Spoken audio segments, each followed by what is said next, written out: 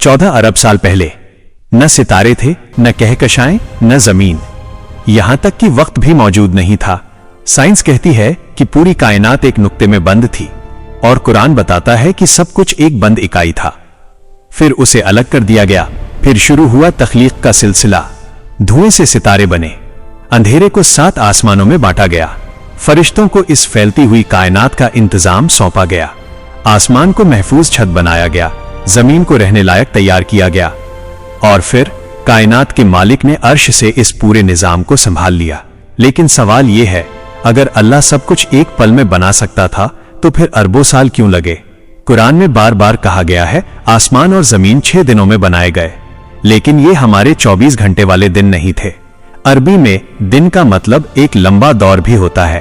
पहले दौर में कायनात का बुनियादी मादा बना, फिर जमीन को तैयार किया गया, पहाड़ बनाए गए, संसाधन रखे गए, और फिर आसमानों को 7 परतों में सजाया गया। ये सब जल्दबाजी में नहीं, बल्कि बेहतरीन तरतीब से हुआ, क्योंकि मकसद सिर्फ बनाना नहीं बल्कि कमाल तक पहुंचाना था। जब इंसान भी पैदा नहीं हुआ था तब भी कायनात खाली नहीं थी। अल्लाह ने फरिश्तों को नूर से पैदा किया। वो कभी थकते नहीं, ना नाफरमानी करते हैं। हर बारिश की बूंद, हर बादल, हर घूमता सियारा, सबके साथ फरिश्ते मुकर्रर हैं।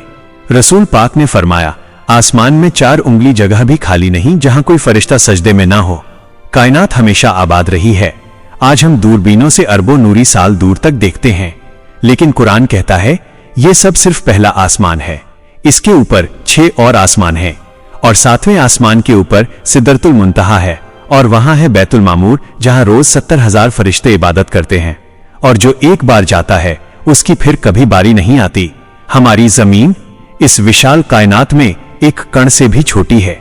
कायनात में हर तरफ खतरनाक रेडिएशन है, लेकिन जमीन को बचाने के लिए एक महफूज छत बनाई गई।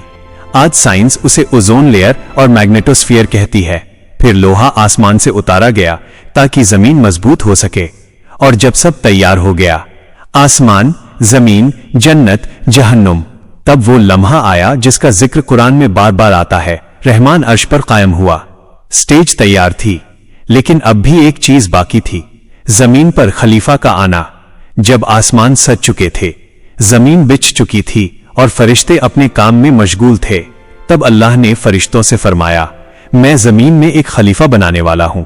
फरिश्तों ने अर्ज किया, क्या आप ऐसी मखलूक पैदा करेंगे जो जमीन में फसाद फैलाएगी और खून बहाएगी? और हम तो आपकी तस्बीह और हम्द बयान करते हैं। अल्लाह ने जवाब दिया, मैं वो जानता हूं जो तुम नहीं जानते। फिर मिट्टी के अलग अलग हिस्सों से इंसान की शक्ल बनाई गई। जब वो जिस्म तैयार हुआ तो उसमें रूह फूंकी गई, और यूं पहले इंसान हजरत आदम अलैहिस्सलाम वजूद में आए। फिर फरिश्तों को हुक्म हुआ कि आदम को सजदा करें। सबने हुक्म माना, सिवाय एक के। इब्लीस ने घमंड किया, और यहीं से शुरू हुई इंसान और शैतान की दुश्मनी। अब जमीन पर कहानी शुरू होने वाली थी, इम्तिहान की कहानी, हिदायत और गुमराही की कहानी, और यहीं से शुरू हुआ इंसान का सफर।